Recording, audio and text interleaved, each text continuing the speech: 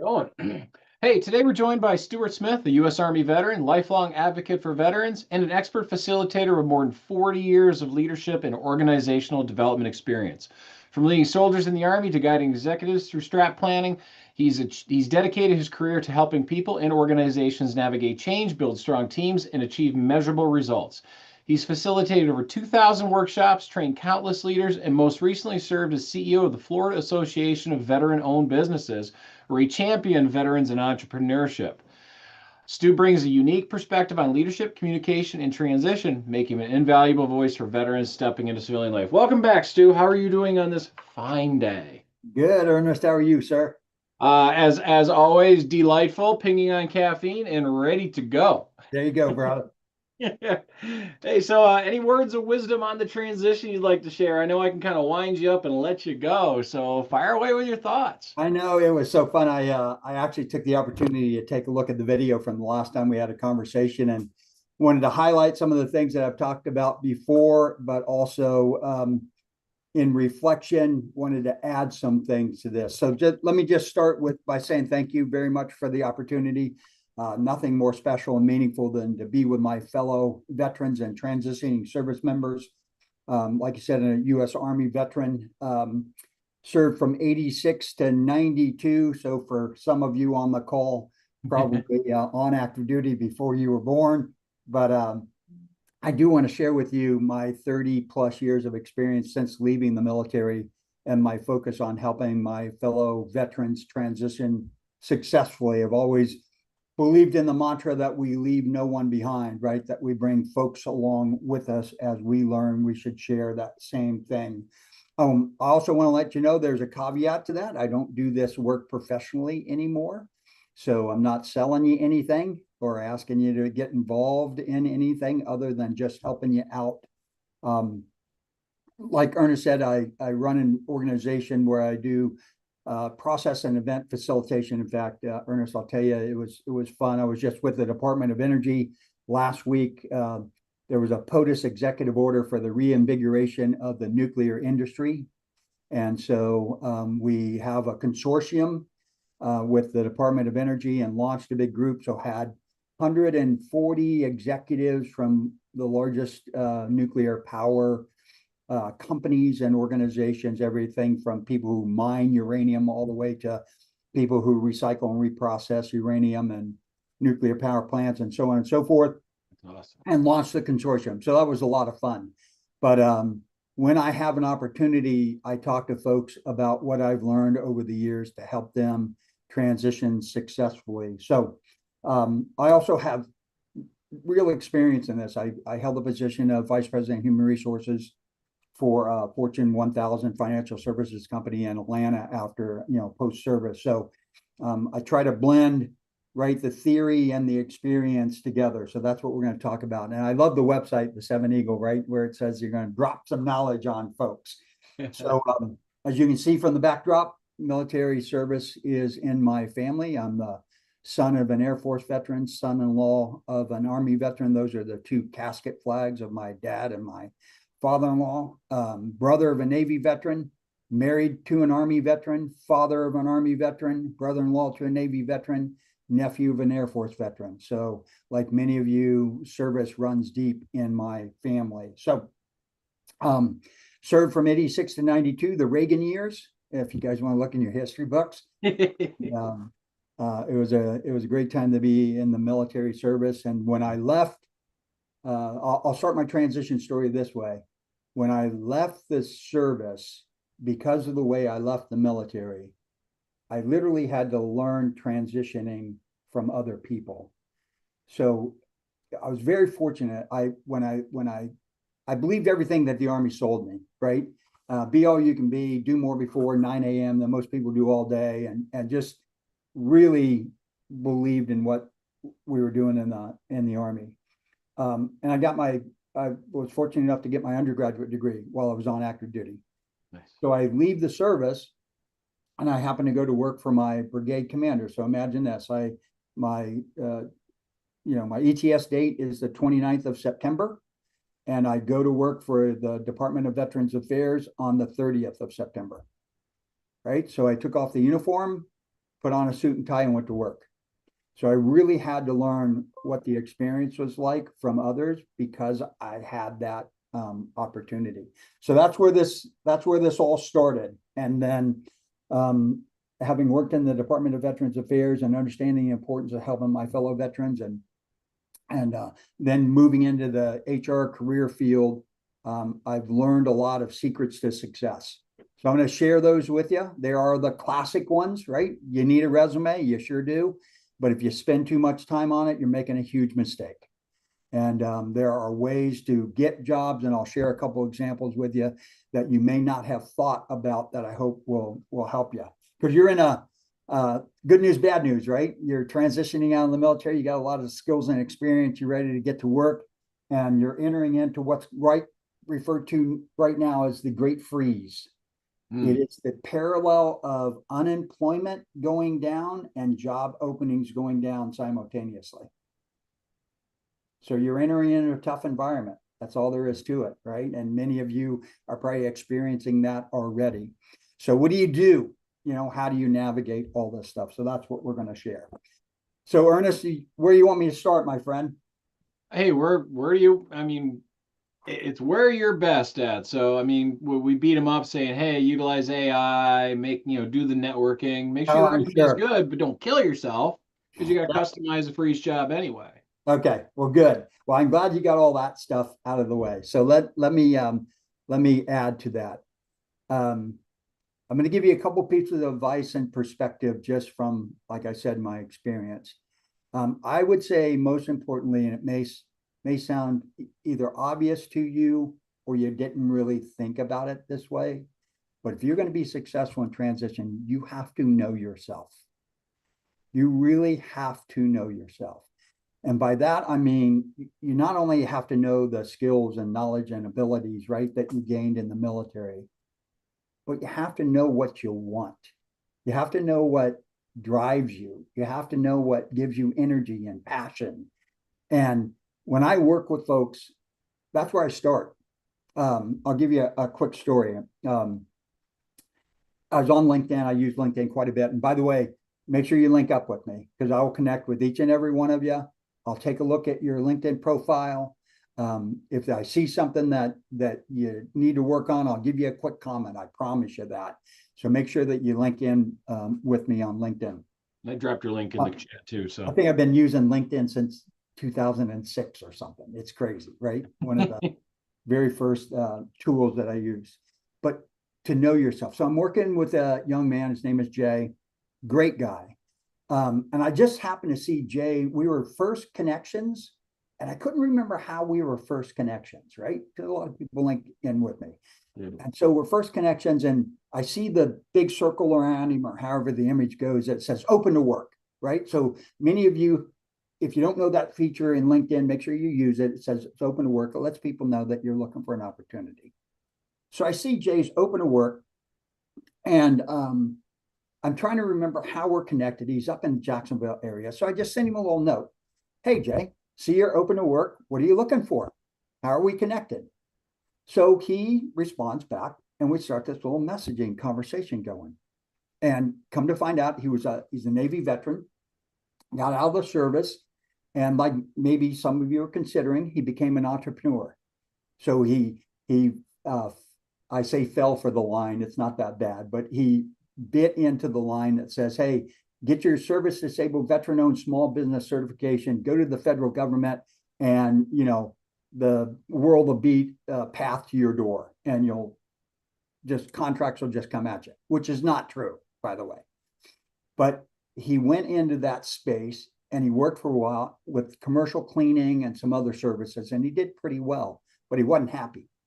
And part of the reason that he wasn't happy was he didn't figure out what it is that got him passionate. So we started this conversation. I said, Jay, I'll tell you what, buddy, I'll help you. I'll help you out with your career search. So we start talking, and I asked him, I said, Jay, what are you doing right now? What's happening? And he's going to school, to be an IT professional. And we keep talking, and he narrows it down to that he wants to be help desk. I said, okay. I know, why help desk? Oh, I like to help people, and I like to solve problems, and that's what I did in the Navy. So we keep talking. And I said, Jay, you know what you need to make, right? Income wise to be successful. And I said, how much does a help desk professional make? Oh, I don't know. So, so like know yourself, right? So we start typing in and trying to figure out how much a help desk professional, it doesn't match what he's trying to do. And I'm like, Jay, you got it. You really have to think through this, brother. And I said, so just tell me a little bit more about you. So we keep this conversation going. And he's kind of just not disappointed, but kind of disillusioned because the way he was going is probably not the way he really wanted to go. So he tried this entrepreneurship stuff. He'd gone back to school, voc rehab, all this kind of stuff. Starts focusing on help desk because he likes to help people and he thinks that's the way he wants to go. And now I'm talking to him and giving me feedback that he's probably not going in the right direction. Well, we just so happened to click on VA disability for whatever reason. And Ernest, he lights up, brother. Like he goes on fire and he starts talking about all the things that he's learned with his own path through his disability claim and how he's helped other people. I can't stop him from talking, but now I know. Ding, ding, What ding. his passion is, right?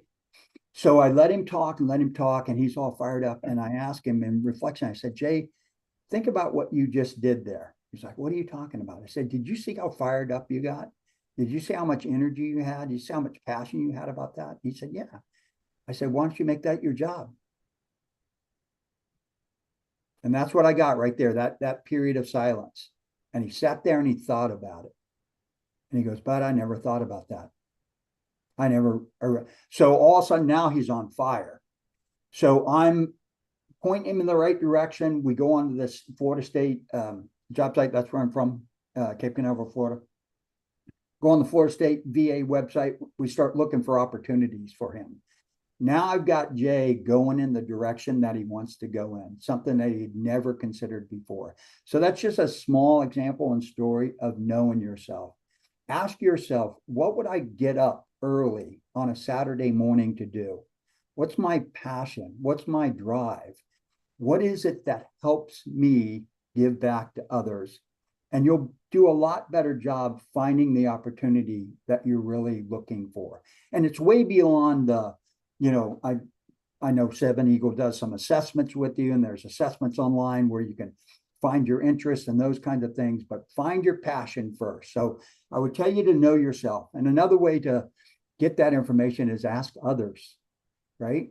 If Ernest and I are in a conversation together and I'm working with Ernest because I want to get a job, I might ask him questions like, hey, bud, what do you see in me, right? What is it that I bring that's a little bit different than others bring? And get feedback from family members and people that you used to work for and so on and so forth. So number one, without exception, is to know yourself. And that will help drive where you want to work because you spend a lot of time at work. You should enjoy it. Mm-hmm. Only take those temporary solutions out of necessity. Only take those opportunities out of necessity where you're working where you don't necessarily want to work. But know that you're always going to look for a job. You should always be looking for a job, right? And the easiest way to find a job is to have one. So know yourself first. The other thing I would say is from a success perspective is, and Ernest, you and I talked about the R's, right? Romeo, of job search. Resume is important, without a doubt. But if you find yourself spending your entire day online, scrubbing the internet to try to find a job and blindly applying to things, you are literally wasting your time. Does anybody, and you can throw it in the chat. Does anybody know the percentage of people who blindly apply to a job, the percentage of hire? Probably in single digits. Yeah, less than, right? It is 1 in 250, right? 0.4% for an opportunity like that. It's not good use of your time. So building your network and getting your network built and getting referrals and getting recommendations from folks is the way to do the work. So how do you do that? Well, start with who you know and make sure that they know that you're in job search, and make sure you know what you're looking for so that you can articulate it to them. And then work your way into things.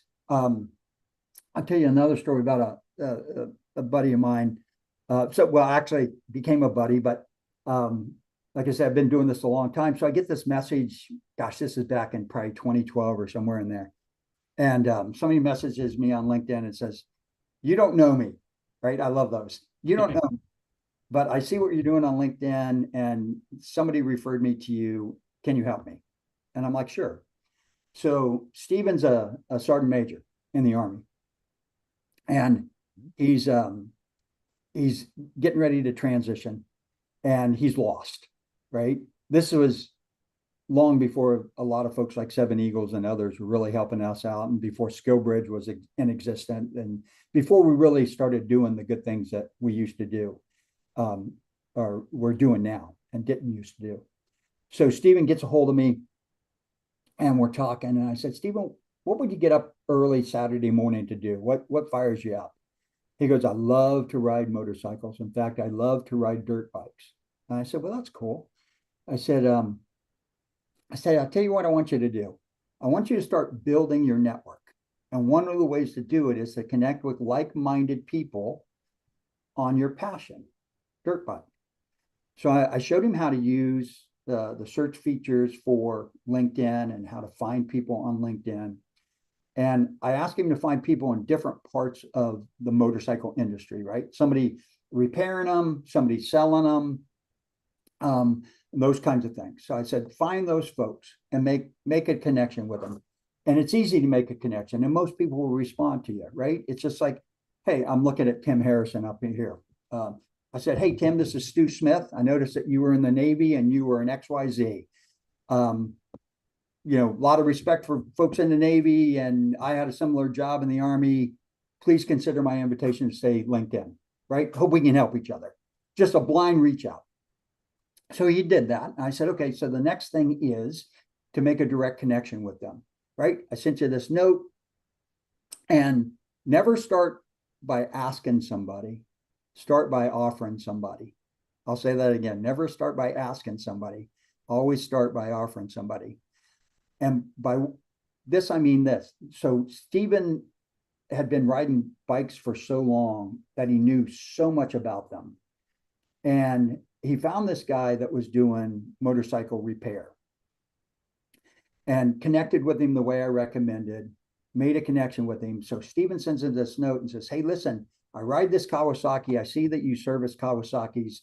Have you ever figured out this carburation problem that are common to these bikes?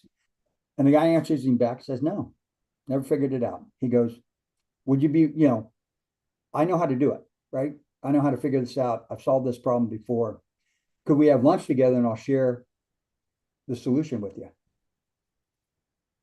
What's the guy going to say? No, right? You're going to solve a problem for me and you're going to buy me lunch? No. And so Stephen gets an opportunity to go have lunch with him. So they're sitting together at lunch and they work through this carburetor thing.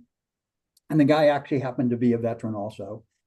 And Stephen didn't start with, hey, I'm looking for a job and I'm looking for a job, servicing motorcycles. Stephen just started with, I can help you.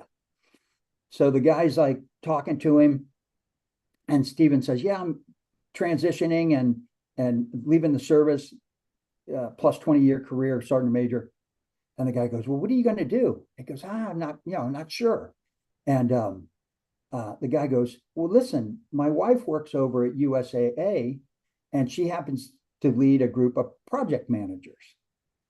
And Stephen's like, I don't even know what a project manager is, right? I'm a sergeant major. I don't know what a project manager is. Well, lo and behold, Stephen doesn't know that that's what he's been doing as a sergeant major, right? The translation in the civilian world is not sergeant major, it's project manager or program manager. So the guy arranges for Stephen to have a call with his wife, who's there at USAA. Well, it works out. So she's on the phone. She has the hiring manager and HR manager there. They talk to him about his experience as a sergeant major, offer him a job on the phone. The job's never posted, right? That's how. So if you know yourself, if you know where your passion's at, if you know what it is that you want to do, and you're starting to build your network, and you're leveraging your network by making connections with people and letting them know what you're pursuing and how you can help them, you're going to be a hell of a lot more successful than you are sitting blindly responding to something that you've got a 1 in 250 chance at getting an opportunity at. So those are two things, Ernest, I think that are really super, super important. Especially like most people, reach out to LinkedIn, it's because they want something. I can't tell you how often I get pitch slapped. Like, hey, Ernest, I saw your profile and I'm here to help your hiring needs. I'm like, dude, no, you couldn't be way further off base. I'm not hiring people. I'm trying to get them hired, and no thought put into it whatsoever. Absolutely. Yeah, if I'm gonna reach out to, and again, I'm just using Tim because his face Right profile there. be right up there, right? So All good. yeah, so if I'm looking at Tim's profile, I'm gonna find a connection between us. Maybe we lived in the same place, maybe went to the same college, maybe we had the same or parallel careers in the military, something where Tim like, oh, the guy took a minute or two to get to know me, right? And I always send like, how can I help you? If there's anything I can do to help you. Tim, I see you pop up there, brother. You got a question. Come off mute and give it to me. I'll let you finish your thought and then I'll No, ask. you're good, brother. Go. Sweet. How's it going, Stu? Good to see you again. My question is a little bit about your facilitation. I was on the call with you last time, and You're a you, glutton for punishment, brother. yeah, gave us lots of good tips and stuff like that. But I just wanted to know more about your facilitation. Like I know you mentioned at the beginning, Department of Energy, working with them. But like, what are some of the other clients, and what's kind of the day in the life of a master facilitator? Great question. So I'll go right there, and then we'll shift gears into the next couple items I want to cover too. So it is, without exception, one of the most misused terms to describe what people do ever, facilitator, because it's so nebulous, right? I've heard basketball guards being referred to as great facilitator of the play, right? So what is it to be a quote unquote professional facilitator? So I had the opportunity in the Army to teach at the NCO Academy. And so what we were doing is taking E4s who were about to become non-commissioned officers and training them in leadership skills, right? And I forget what they call it now, but it was the primary leadership development course back in the day and the basic non-commissioned officer course. Well, the Sergeant Major Academy in the Army, like many of the services, are some of the best educators in the world. In fact, you've gotten a PhD's worth of education just being in the military, because the military does education better than anybody, even though we can fault it for all the things. Yeah. So I get to be this primary leadership development course instructor, and it was called a small group instructor or a small group facilitator. And what we were asking soldiers to do, and at the time the concept was, we wanted soldiers, especially non-commissioned officers, to be more independent, to be able to operate right on the battlefield in particular in the moment, to be able to make good decisions, use their resources the correct way, operate in the commander's intent. The way to do that is to make sure that they could think on their feet. So instead of being didactic and just telling them what to do, we'd give them a situation and ask them what they would do, and then give them feedback on how they did it. That is, by definition, the Army's facilitation technique. So I get out of the military and I find out that professionally, it's actually a career field. And so there's an organization called the International Association of Facilitators.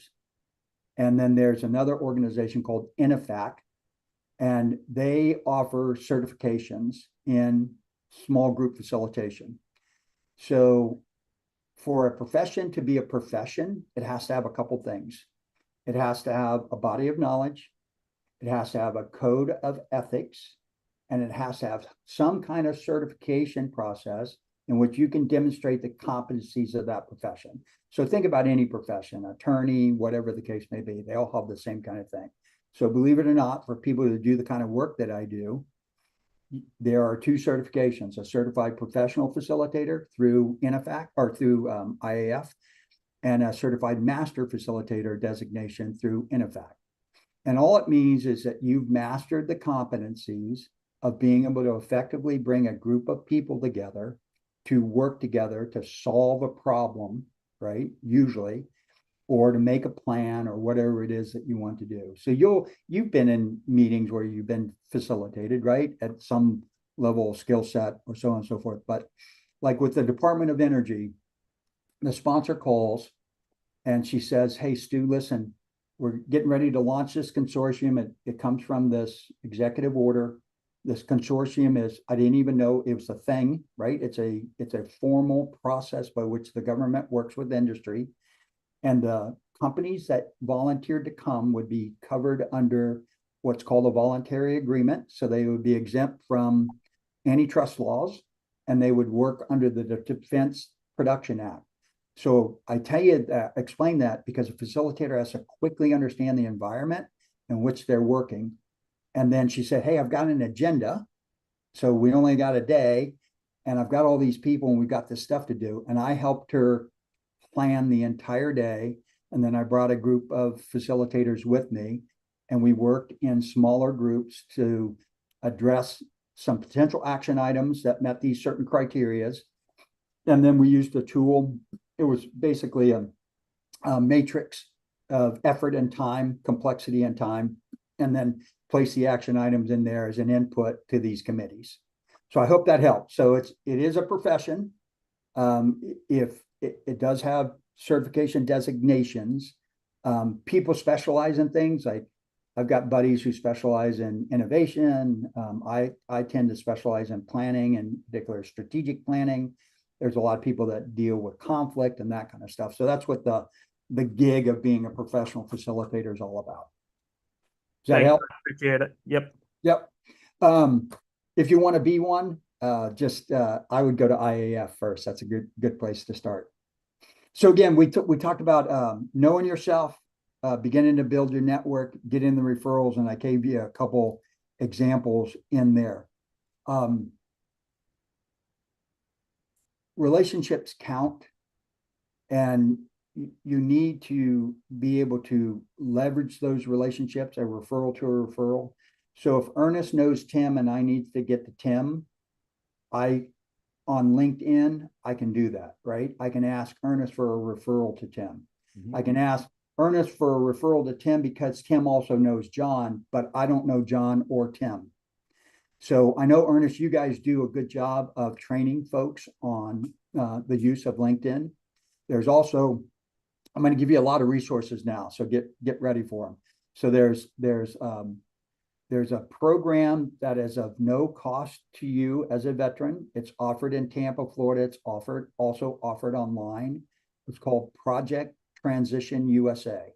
I'll say it again, Project Transition USA. And it is some folks that have gotten together. One is one of the instructors is a Navy and a Marine Corps veteran, and the other instructor is a civilian who's in the family of military service members. And they've created this opportunity by which they'll show you all the secrets of LinkedIn, keywords in particular, the way you develop your profile, the completeness of your profile. Those kinds of things are critically important. And I'll tell you some secrets behind that. Jay, the one guy I was working with. So Timothy, you sat in that class, right? You found it? Yeah, so I'm in Tampa. So Nancy Okay. was the lead facilitator of it, did it in TAPS, and then I did another transition program with special operations, and she came and did it more in depth there because most people had already gotten it in TAPS, and so she was able to go like to the 201 level. What'd you think? It's pretty useful. Like when I sat in the class the first time, I was literally making my LinkedIn while in the class. So like I Mhm. knew nothing. So it did give me a good baseline. And then the 201 definitely helped. And then even with the Seven Eagles group, they cover basically all the same stuff because uh there's only so much you can do Right. in the classes. Uh which I want to say in the DoD TAPS, it was a 2 day course, and then it was like 4 hours and the other one that I did. And then throughout the Seven Eagles, like eight, a half hour, an hour gets sprinkled in like once a week, it seems like. So I think it's definitely good information. And some of the things I'm just hard-headed. So I need to hear 2 or 3 times for it to finally click and be like, oh, that's what I should have been doing or whatnot. There you go. Thanks for sharing that. Yeah, get as much as you can from as many different angles as possible. One of the things that I've noticed too, and Jay was one of the examples, is there were so many inconsistencies and incongruencies between his resume and his LinkedIn profile. Like they didn't match. And it's not so much that it was like dates or that kind of detail. It was the way he expressed what he did and how he did it. So you want to make sure that you've got what I refer to as integrity of your personal profile. So make sure that your resume and your LinkedIn profile are consistent with each other, that they match each other. Because when I was a VP of human resources and I had a team of recruiters and so on and so forth, when people would look at stuff, I was more in tune or focused on attention to detail than I was content. So I'd start with detail first because that for me would reflect what I'm looking for. Somebody who's taken the time to be accurate, to be complete, to spell correctly, right? To use grammar correctly. Than I was content. Then I would start looking at content because I'd quickly dismiss stuff that I didn't see that matched, if that makes sense. So I would tell you that have real integrity. Don't embellish. Be straightforward. Be honest with yourself and be honest with other about who you are and what you do and how you do it. Um, there are a bunch of resources out there that can help you with that. And same thing with your resume in particular. Make sure that resume is reflective of what you've done. And I would encourage you to be careful with don't glamorize or glorify. Straightforward common language works best, right? Anybody can get a hold of a concept or an idea um, that is explained to them very, very simply versus using phrase. I know in Seven Eagle too, they teach you to quote unquote translate, Yeah. right? Your military service to civilian terms. There's not always a perfect translation, if that makes sense. I used to joke that, in the infantry and the army, the job description basically is to close in with and kill the enemy. I don't know how many like job sites you've gone to where that's been the job posted, right? I've been looking around, hadn't had any luck. Yeah, That's on the dark web, LinkedIn. exactly. Now they'll tell you that you can be a security guard or cop all day because there's some parallels in there, but that's not necessarily what you do. So make sure that your resume is as clean as possible and as in language that you can understand it. I'm going to give you some other resources too. I have contributed to a couple books, both of them written by a friend of mine. His name is Eric Wright. And this is how to speak civilian fluently and to prove it.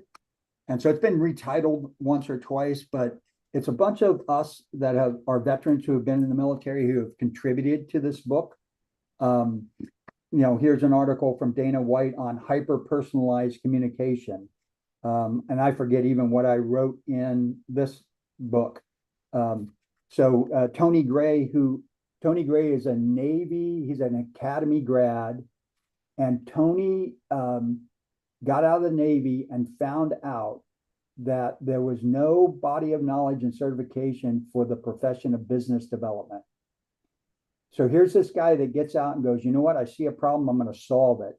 So Tony, his contribution to this book is WTF is BD, right? So what the hell is business development? And so Tony talks about business development. So there's a bunch of stuff that a bunch of us veterans have contributed in here. And it helps you, because it's written by veterans, it helps you translate what you did in the service to what's expected in the civilian world. So you might hear terms like supply chain, right? You might wonder, what the heck is supply chain? Just think logistics, right? It's like, got it. Getting men's materials and stuff that you need from point A to point B. But this allows you to think through and to explain what you've done. In fact, you know what? Here's my stuff. Here we go. I always have to look through this stuff every now and then. So my contribution in here was about facilitation, by the way. And so beyond the agenda, Guru's journey to meaningful and productive meetings. So I just wrote a bunch of stuff about how to run meetings. And I'll tell you what, I'll be honest with you. When one of the things that I benefited from when I worked at the financial services company, I got hired on as a human resource manager, and I left as the vice president of human resources for a business unit in 7 years.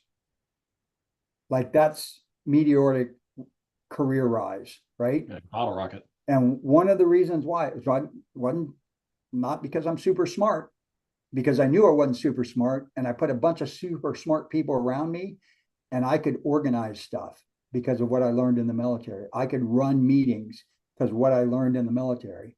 I remember, if you guys remember, Norman Schwarzkopf, his fame in Desert Shield, Desert Storm. Well, there's another general, his name is General Shalikashvili. And I ended up being part of briefing teams with Shali. And so I wasn't necessarily doing the briefing. Yeah, it would go to a major, lieutenant colonel, or whatever the case may be, but I might be responsible for the briefing slides, right? And so Shali had this unbelievable ability to remember where mistakes were. And so we'd be cruising along in this briefing slide, thinking everything's good to go, right? Hoping that we'd get out with our skin. And Shali would stop, whoever the briefer was, and go, hey, could you go back to slide 12, right? And we're on slide 23. And we're like, yes, sir, sure, we could go back to slide 12. And he would go, that doesn't match what you put on slide 20. Right? I mean, that's how he thought. And that experience, when I was in the military, I'm like, don't make those mistakes. So when I get in the civilian world, I don't make those mistakes, right? Because of the benefit of that. So it wasn't that I was a trained infantryman with an EIB and airborne qualified. Nobody cared about that stuff. They didn't, right? They didn't need me to jump out of planes and shoot at people. They needed me to be a competent professional who knew how to put together a presentation for an executive and to do it correctly. And that was based on my experience. Yep. Here's another. That's practicing servant leadership too. I mean, that's something that's hammered into our heads as a force of habit. So it's a good thing to take advantage of. Yeah, don't ever back off from the expectations that you learned in the military. Please hear me. It's gonna distinguish you from your peers. Now, you don't have to swing in and use military jargon or drop 19 F-bombs to get your point or for people to know that you're in the military. Be disciplined, be firm, be fair, go. Like, you'll see when you start working, you'll be able to pick out a veteran flipping 200 feet away. Yeah. You will, and they're usually the one or two folks, guys or gals. They're the ones that everybody leaves alone because they have no idea what they're doing, but they're getting stuff done, or it's the guy that everybody wants on their team, right? So you'll be able to pick them out pretty quickly. Here's another book Eric Wright wrote. It's called 101 Lessons Learned from Helping Military Members and Veterans Achieve Meaningful Post-Service Careers. And again, a lot of us contributed to both books, but these are just like, I'll show my age, hints from Heloise, right? Oh, Back in the day, a newspaper article where a lady would tell you how to get bubble gum out of your hair, right? the other Dear Abby. Yeah, the other Dear Abby. But this is just a lot of stuff like common mistakes veterans make on their resume. Have a backup plan, be flexible, creative skills transition, stress or less stress. So again, written by a bunch of veterans to help veterans transition. So know yourself, build your network, know how to ask for referrals, build your knowledge in LinkedIn and these other resources in there. Figure out what it is that you want to do. That's the most important thing, and go from there. And then understand what trends are happening right now. Ernest, you mentioned it earlier about AI. I did a quick search the other day, and I just asked, hey, what careers, what jobs would be most negatively impacted by AI? And then conversely, in the same question, what career fields are going to be created within AI? It was a really interesting search, and that's an easy AI search, right? So we all know the things that's going on, anything clerical, administrative, anything that you have to have repetitive, kind of rule-based data stuff. I saw an interesting article in Belgium, and I guess because of the nature of that city and what happens in that city, they have like 3,000 interpreters of all different languages across the world. Those folks are losing their jobs. They don't need them anymore. So these are people that have dedicated their lives to learning one or more languages to support international politicians and people working in there, right? Those jobs are gone, and they're not coming back because AI can easily and quickly replace that kind of stuff. There are jobs that in retail and in, just know what's going to be, what are the trends, what's the impact of trends, and then conversely start to learn more about AI. Like AI will teach you about AI, which is pretty cool, right? Mm-hmm. So what are these ecosystem roles? How do people use AI? How do you consult with folks on using AI? The field of cybersecurity is crazy right now. People wanting to secure their data and their information and their privacy. AI is accelerating things. I work with a company right now, Resolute, that secures, helps cities prepare for emergencies, and they leverage available data from cameras, from databases, from the sheriff's department, from the weather centers, and so on and so forth. And they help cities inform their communities on potential risk. Hey, we've got a hurricane coming up, or we've got a river that's rising, or whatever the case may be. So it's not necessarily that you work in cybersecurity, but you might work in one of the companies that provides cybersecurity. So don't just say, I don't know anything about cybersecurity. Go learn about what that company does. And then if you're someone, let's say you provide marketing services, or you provide other types of IT services, or you're a logistician, or you're an operations leader, or whatever the case may be, that cybersecurity company still needs those roles. So think about what the trends are that are going on and begin to identify how do I get into that kind of company? And oh, by the way, even though AI does things faster, it still needs a human to ask them the question. It still needs a leader to think. It still needs a person to go, hey, here's the problem, and this is how I'm categorizing the problem so that you can get into it. And the other thing is, you got to have oversight of all that kind of stuff, right? So the legal field, the consulting field, the advising field on AI is all important. And Ernest, thanks for throwing in those book titles in there.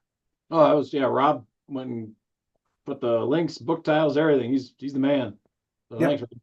Yeah, Yep. it's funny you mentioned the AI taking jobs and all that, but to me, like I started seeing that happen a while ago because it used to be you went to the grocery store, you went through checkout. Now they've got us mindlessly checking out our own stuff at the That's grocery right. store, at Walmart, at Home Depot, and you look at it and go, those are all people's jobs.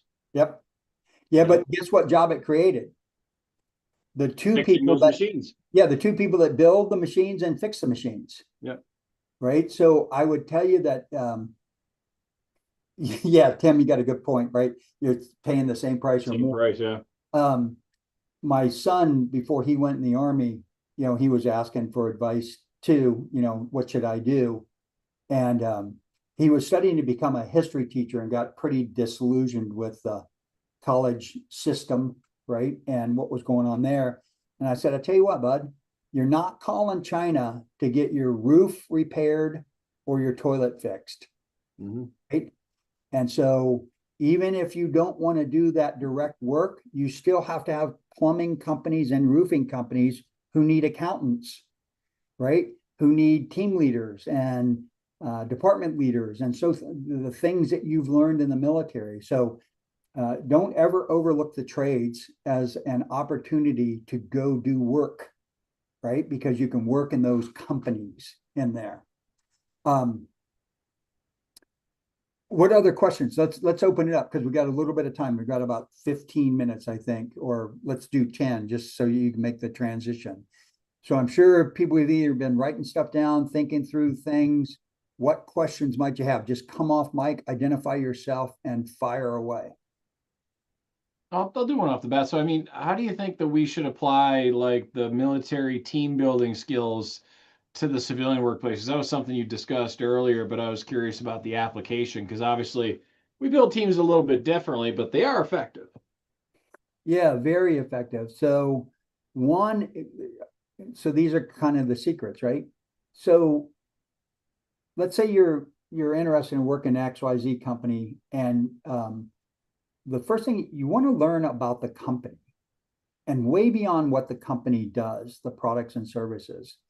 So when you do research on a company, you'll want to look at their blogs, look at their LinkedIn persona, look if they are any other social media that they use, and look for the terms that you're looking for to leverage. So if you find XYZ company and they operationally define team building as these things, right?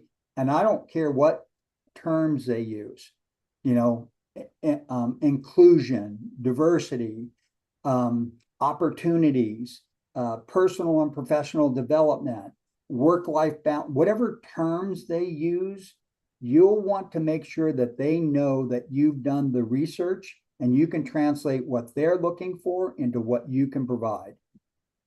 So don't necessarily have to do the work for them. So for example, I'm looking at Travis up here. So Travis is an Air Force veteran, and let's say Travis is the hiring manager for Zablon company, right?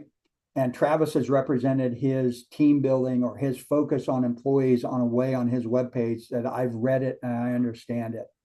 So if Travis is interviewing me and talking to me, I know he's probably going to ask me a question about that. I need to be prepared to translate what I did in the Air Force to what they're looking for. So I need to be able to articulate in a very straightforward language, Travis, when I was working on a team, here's what I learned. And you can make it a broad and general, things like this. All teams go through stages of development. A classic model is the Tuckman model. They taught us that in the Air Force, that teams form, storm, norm, and perform, right? I believe that's true of any team. I've noticed on the Zablon company that you guys are really focused on professional development. I did the same thing in the Air Force. We went through an NCO or a leader, small group leader education system, and we learned about team development. We learned about individual people personalities and how they work together. So you see where I'm just doing this impromptu, right? So whatever company you're looking at, make sure you understand what they're looking for and how you can translate what you did in whatever branch of service you were in to what they're doing. And you could probably leverage AI a little bit. I haven't played around with it much, but in helping with that translation, just be careful not to overutilize that kind of stuff. Make sure that you actually know it and you're not just parroting or mimicking. Because if I catch you doing that, right, in an interview, I'm probably gonna trap you a little bit and see if you actually do know what you're talking about. So that's just an example. Let's say team building is important. And just make sure you're able to translate in, as I always say, just as straightforward terms as you can possibly do, right? If you say NCOES, non-commissioned officer education system, explain what that is. It is the professional development program in the United States Army. And it helps young leaders to develop the skills to lead people, right? Make sure you're just saying that in a way. So I'm coming into your company having gone through a formal leadership education program to help me do the following things: communicate with people, make good and effective decisions, make good use of time, manage projects successfully. That I didn't use a single military term in those 4 different examples. I used terms they understand. Thanks for the question. That makes sense? Yeah. Yeah, that's good stuff. So we're kind of running towards the clock. Anybody got any questions before I finish mine? Crickets? Hey, there we go. Rob, go ahead, It's sir. okay. Hey, listen, you got a lot going on. You're in a really critical point in your life. I wish you the best. Stay with the 7 Equal group. They do great work. Make use of your resources. Please link in with me. I'll help you in any way I can, even if you just have a question. You know, I'm thinking about this, or I'm wondering about that, or have you had any experience with that? At a minimum, all you're going to have to do is wait on me to respond, right? So that's the worst thing that can happen, is just give me a couple days to get back with you if I'm on a project or whatever the case may be. But I appreciate the opportunity. And Ernest, you know the deal, bud. I just you guys are going to have the same responsibility I have right now. Don't let yourself down. Make sure that once you're successful and you're in place, you look behind you and find the person following you, and you make sure that you help them come along too, because that was our obligation in the military, to leave no one behind. And it's our obligation in the civilian world to do the same, and network with each other, bud, right? I don't care if you were in the Navy or the Marine Corps or whatever the case may be. We all served the country. We all wore the flag. We all made the sacrifices, and so did our families. And so we've got to help each other. We've got to support each other as we come back into the civilian world. So Ernest, thanks very much for the time again, brother. Hey, appreciate you very much. Hey, Stu Smith, Army vet and FacilitationWerks wonk. Thank you very much for once again coming on, spending some time with us. Look forward to seeing you again in the future. Take care, sir. You got it, brother. And we'll be back here at the top of the hour with John Kirkhoff of Frago 22. See you guys in a bit. See you then. Thanks, brother.